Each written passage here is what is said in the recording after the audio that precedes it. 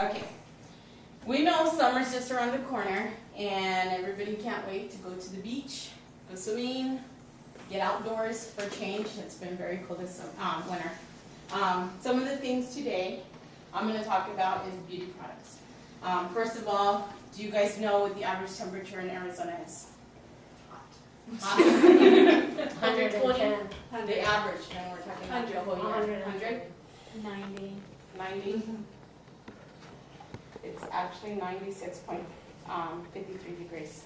Oh, And that's from Phillips, 1997. Let me give him credit. Health effects of the UV exposure, and that's on www.epa.gov, Sunwise, UV and health.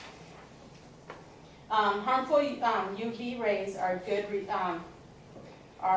reason why beauty products is important.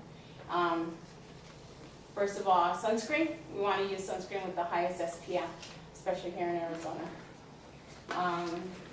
We want our skin to stay young, healthy, looking great. Today there are all kinds of surgical options, but we know that can only do so much.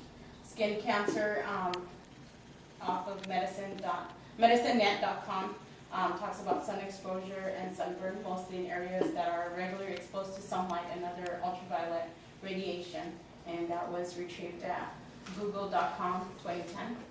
With proper protection from UV radiation, most of the causes premature aging. I have a couple pictures here. We have from beautyandhealthcare.org, we have someone versus using beauty products to not using products. So that's a premature aging example there. The UVA rays also can cause, without protection, can cause skin cancer. And here's an example that I picked out from medicinenet.com. That is skin cancer. Nasty. Other things that radiations from sun exposure or not using protection can cause wrinkles and skin discoloration.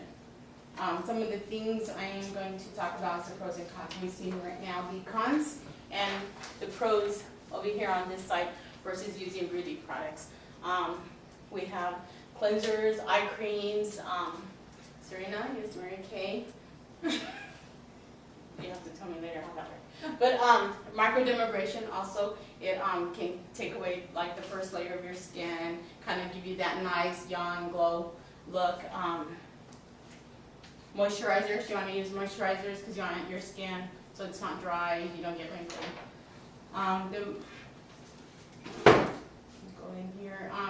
Aging skin from Heather Brannon, MD, effects of the sun on skin. Talks on there about using moisturizers. You want to use the non-greasy, no fragrance lotions to retain moisture on your skin. The biggest thing we know is avoiding the sun exposure by wearing sunscreen.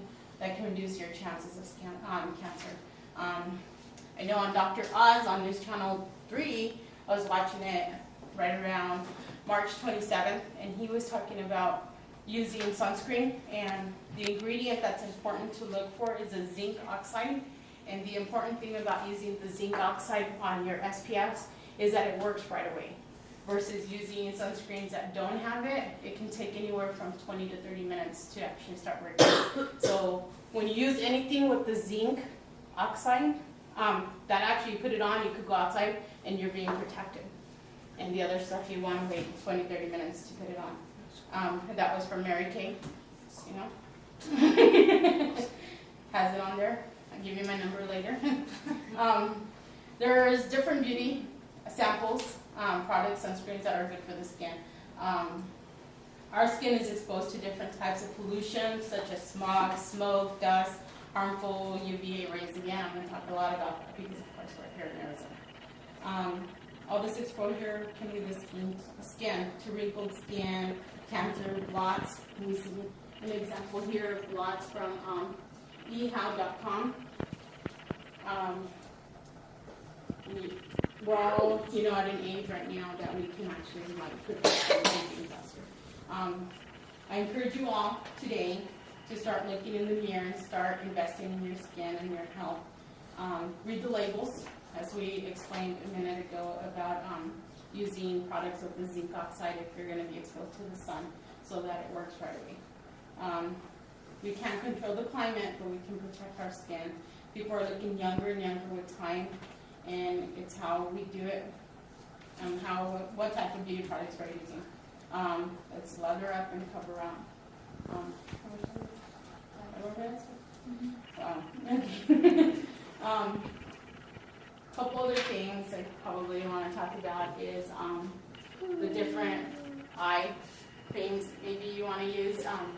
We have the gels. There's gels that you can use, and they can also use like for puffiness, darkness, tired eyes. So, does anybody have a question for that? You can tell me more. I don't know. But I have personally used them, and they're so refreshing. So any beauty products I think would be good. It's better than not using any. I know there's a lot of people that I've, from experience talking to, doing Mary Kay before previously, I've had customers or clients that use soap and water. Very, very bad for your skin. It dries out your skin, first of all, takes away the moisturizer. So even after you use soap and water, if that was all you had, you should still use moisturizers. Any kind of moisturizer is better than none. So you said tired eyes or what? What do you use for tired eyes? Tired eyes, you can use different creams. They have moisturizers for under your eye, tired eyes, gels. There's different gels, and not only for the tired, but also puffiness and the wrinkles that can help you. And I have some from Mary Kay that I can probably talk about and use. But the biggest thing also, I mean, if you're gonna be outside, you're gonna be exposed to the sun. Use a hat, use sunglasses, use sunglasses, use a hat, use long sleeve shirts. Don't wear anything greasy lotion, because the sun is gonna basically burn it into your skin. Does anyone else have any other questions? Yeah. What do you use if your face, even though you use moisturizer, so that leaves it dry? Well, moisturizer should help. If it leaves it dry, it's probably, wait, you have, yes. If you use moisturizers, maybe you should try a different moisturizer. If it leaves it dry, and your skin might need extra, to sink into the skin, or moisture, or it's probably too dry. I would say just trying a different time, because everybody has different skin types. You have the oily skin types, you have the dry skin types, you have the in-between, the combination. Because I use both, the one for the too oily and then the dry. I actually mix them. Oh, you mix them together? That works better for me. Nice. Yeah, that, and then, also being in Arizona, I know it's crazy, the weather, the temperature, although it might be average of 96 degrees, we have our winters where we're like the low 40s, 50s, and that's just because we know we watch the news every day, but, your skin can go from really dry to really oily, and in summers, like, Serena mentioned, you're probably more oily because your skin is more moist because you're around just, the climate. And then the winter, you're dry because it's cold and, windy and stuff. So everybody's different. I mean, I have probably some stuff where, like even my makeup, Gina uses makeup from Mary Kay. She uses the one with SPF already in it because she doesn't like a lot of stuff on her skin either, and that seems to work for her.